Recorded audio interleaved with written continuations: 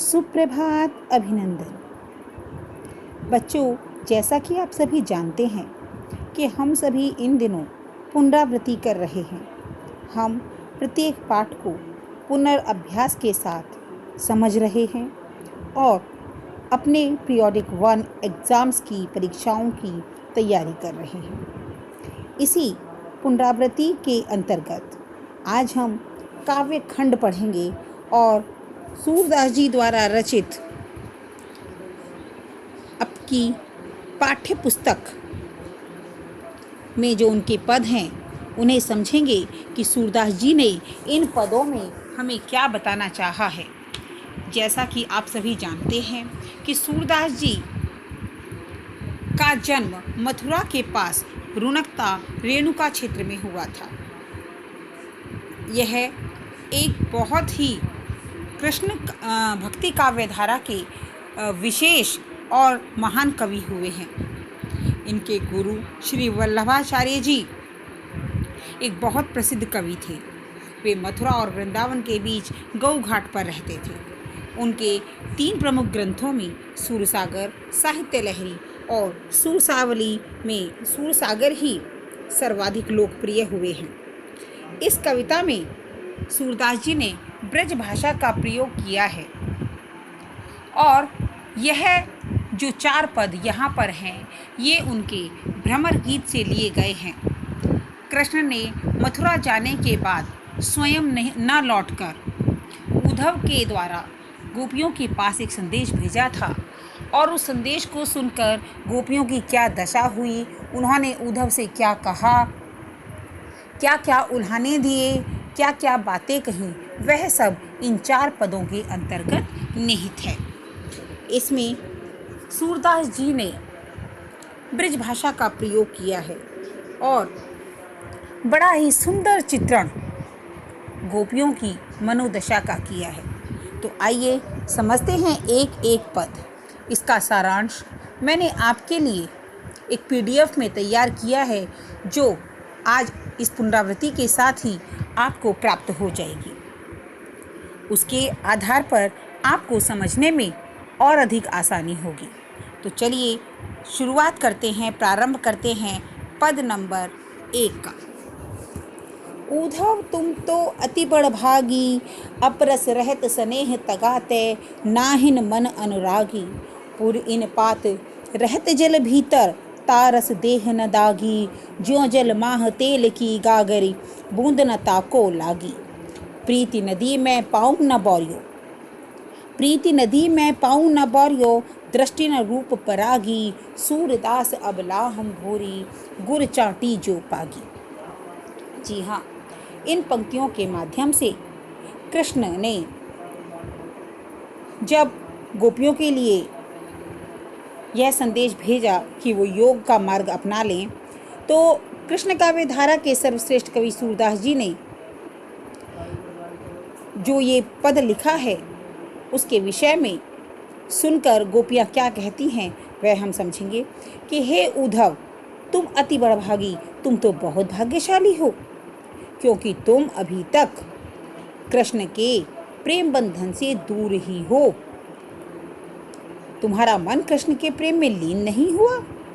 पूरी इन पात रहत जल भीतर, और जिस प्रकार कमल के पत्ते के समान तुम हो कि जिस प्रकार कमल का पत्ता पानी में रहकर भी उसके पानी के दाग धब्बों से सुरक्षित रहता है, उसी प्रकार तुम भी कृष्ण के साथ रहकर उनके प्रेम में अभी तक नहीं पड़े हो। उसी प्रकार तुम्हारे ऊपर भी कृष्ण के प्रेम का कोई प्रभाव नहीं पड़ा है। जिस प्रकार पानी की मटकी में तेल की बूंद रहती है और जो पानी में रहकर उससे प्रभावित नहीं होती, उसी प्रकार कृष्ण के साथ रहते हुए भी तुम उनके प्रेम रूपी नदी में नहीं उतरे हो और ना ही तुमने उनके रूप को जाना है, ना उनके प्रेम का प्रभाव तुम पर हुआ है। इस कारण किसी भी तरीके से तुम्हें कृष्ण का प्रेम प्राप्त नहीं हुआ है या उसके प्रति तुम आकर्षित नहीं हुए हो। हम तो अबला नारियां हैं और कृष्ण के लिए उसी प्रकार से हैं जैसे गुड़ पर चींटी चिपकी रहती है। हम भी कृष्ण के प्रेम में वैसे ही चिपके हुए हैं।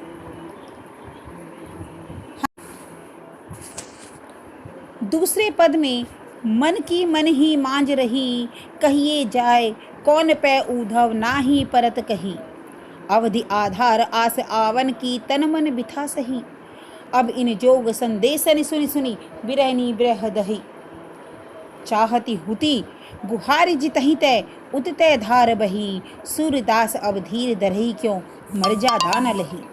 जी हाँ, यहाँ पर कृष्ण से मिलने को हमारी जो अभिलाषा थी, गोपियाँ समझा रही हैं उद्धव को कि कृष्ण से मिलने की हमारी जो अभिलाषा थी वह तो हमारी मन में ही रह गई। हमें तो आस थी कि कृष्ण जल्दी ही ब्रज आएंगे और हमसे मिलेंगे। अब तुम ही बताओ हम अपनी यह व्यथा किसे जाकर कहें। अपनी परेशानी, व्यथा कहते हैं परेशानी, अपना दुख। कृष्ण के प्रेम की गहराई की बात हमसे किसी से नहीं कही जाती।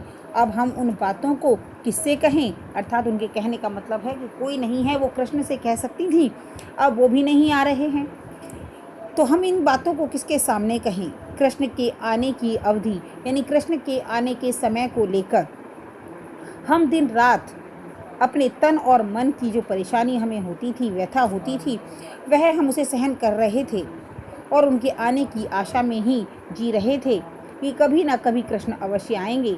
लेकिन तुम्हारे योग संदेश को सुनकर हम तो विरह की दशा में जलने लगी हैं। जिधर भी हम इस विरह की आग से बचने के लिए पुकार करते हैं, यह विरह की अग्नि बढ़ती जाती है। कहने का भाव यह है बच्चों कि हम श्री कृष्ण से मिलने के लिए उनकी प्रतीक्षा कर रहे थे, परंतु ज्ञान योग के संदेश ने हमारी इस व्यथा को, परेशानी को और बढ़ा दिया है, क्योंकि जो आस हमें उनके आने की थी वो इस योग संदेश के कारण कहीं ना कहीं समाप्त हो गई है। अब हम किस प्रकार धैर्य रखें, क्योंकि कृष्ण ने अपनी मर्यादा का उल्लंघन कर दिया है, उन्होंने अपनी मर्यादा को तोड़ दिया है। तो यहीं पर देखिए कृष्ण के विषय में उद्धव से वो उल्हाना दे रही हैं कि भाई हम तो उनकी इंतजार कर रहे थे और उनके द्वारा भेजे गए योग संदेश ने हमारी आशाओं पर पानी फेर दिया है।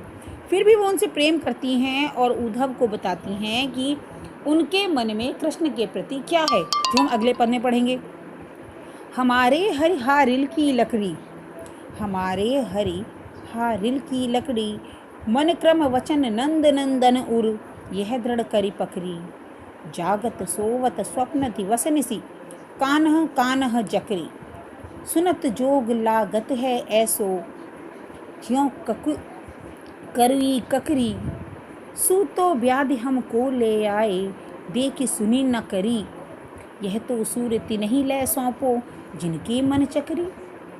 तो यहाँ पर उद्धव से गोपियाँ कहती हैं कि हमारे लिए तो हमारे श्री कृष्ण हारिल पक्षी की लकड़ी की तरह हैं, कि जिस प्रकार हारिल नामक पक्षी कभी भी अपनी लकड़ी को अपनी चोंच से अलग नहीं करता है, हमेशा उस लकड़ी को अपने साथ रखता है, इसी प्रकार श्री कृष्ण भी हमारे लिए हारिल की लकड़ी के जैसे हैं, जिन्हें हम कभी नहीं छोड़ सकते। मन क्रम वचन उर नंद नंदन उर, कि नंद का वह लाला अर्थात श्री कृष्ण को हमने अपने मन, कर्म और वचन से कस के पकड़ रखा है। दृढ़ कहते हैं, दृढ़ता से कस के पकड़ रखा है, कि हारिल पक्षी की तरह हमने भी श्री कृष्ण को मन, कर्म और वचन से दृढ़ता से पकड़ रखा है। जागत सोवत स्वप्न दिवस से, जागते हुए, सोते हुए, स्वप्न में, दिवस दिन और रात में कान है जकरी, हम तो केवल कान है कृष्णा कृष्णा का ही जाप करते हैं। और सुनत जोग लागत है ऐसो, और ऐसे वातावरण में, ऐसे हृदय वाली हम गोपियों के समक्ष जब तुम योग का संदेश देते हो, योग की बात करते हो, ऐसो जो करी ककरी, तो ऐसा लगता है जैसे हमने कोई कड़वी ककड़ी को खा लिया हो।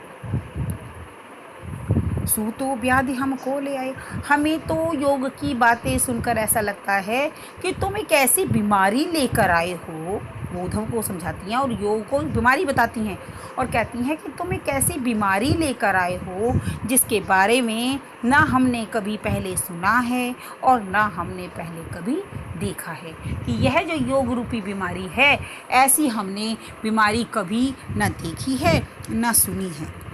यह तो सूर तिन्हि लै सौंपो जिनके मन चक्र, कि हे उद्धव, यह योग का संदेश तो तुम उन लोगों को दो। अब सूर्य यहाँ पर सूरदास जी के लिए कहा गया है कि सूरदास जी कहते हैं कि यह उद्धव, यह योग का संदेश तो तुम उन लोगों को दो जिनके मन में चक्री है, अर्थात जिनके मन जो हैं वो एक जगह एकाग्र नहीं हैं, इधर उधर घूमते रहते हैं, भटकते रहते हैं। लेकिन हम तो एकाग्र रूप से सिर्फ और सिर्फ कृष्ण के बारे में सोचते हैं, इसलिए यह संदेश हमारे लिए नहीं है। तुम जाओ और यह योग संदेश उन लोगों को दो जिनके मन में भटकाव है या जिनके मन में एकाग्रता नहीं है। हरि हैं राजनीति पढ़ आए, समझी बात कहत मधुकर के, समाचार सब पाए। एक अति चतुर होते पहले ही, अब गुरु ग्रंथ पढ़ाए, बड़े बुद्धि जानी जो उनकी जोग संदेश पठाए। उद्धव भले लोग आगे के, परहित डोलत धाये, अब अपने मन फेर पाइए, चलत जूहु तय चिराए। ते क्यों अनीति करें आपुन, जे और अनीति छुड़ाए, राज धर्म तो यह सूर जो प्रजा न जाहि सताए। इस सुंदर पंक्तियाँ और इन पंक्तियों के माध्यम से सूरदास जी ने गोपियों के मन की जो दशा है उसका वर्णन किया और साथ ही कृष्ण के लिए भी संदेश भेजा और उन्हें भी कहा कि जब उद्धव गोपियों के लिए निर्गुण ज्ञान का संदेश लेकर आते हैं तो वे और अधिक व्याकुल हो जाती हैं। उन्हें लगता है कि कृष्ण उन्हें संदेश भेजकर उनके ऊपर अत्याचार कर रहे हैं और एक गोपी अन्य गोपी को समझाती है कि अब कृष्ण नहीं रहे, अब वे एक बड़े राजनीतिज्ञ हो गए हैं और इसी कारण उन्होंने यह संदेश हमारे लिए भेजा है। जी हाँ, तो गोपी कहती है कि हे सखी, अब श्री कृष्ण राजनीति शास्त्र में निपुण हो गए हैं, वे एक पूर्ण राजनीतिज्ञ बन चुके हैं, इसलिए वे हमारे प्रेम के उत्तर में इस प्रकार का छल कपट कर रहे हैं। हे भ्रमर रूपी उद्धव ने जो निर्गुण ज्ञान रूपी बातें कही हैं वे तुम्हारी समझ में नहीं आई हैं। इन बातों से तुम कृष्ण के बारे में तुम्हें कोई समाचार नहीं मिला है। अब मैं तुम्हें बताऊं कि कृष्ण तो पहले से ही बड़े चालाक थे और अब उन्होंने राजनीति के महान ग्रंथों को पढ़ लिया है। हमसे प्रेम करके कृष्ण मथुरा जा चले गए और अब ब्रज में ना आकर योग का संदेश भेज रहे हैं। तो इससे तो उनकी बुद्धि की प्रवीणता का पता चलता है, अर्थात बड़ी बुद्धि जानित है योग संदेश पठाए कि उनकी बुद्धि पहले से अधिक बढ़ चुकी है। एक तो वो पहले से ही चालाक थे, अब उन्होंने राजनीति पढ़ ली तो कह रहे हैं कि अब उनकी जो बुद्धि बढ़ गई है उसके कारण ही उन्होंने यह निर्गुण ज्ञान का संदेश, योग का संदेश जो है वो हमें पहुँचाया है, हमारे लिए भेजा है। अब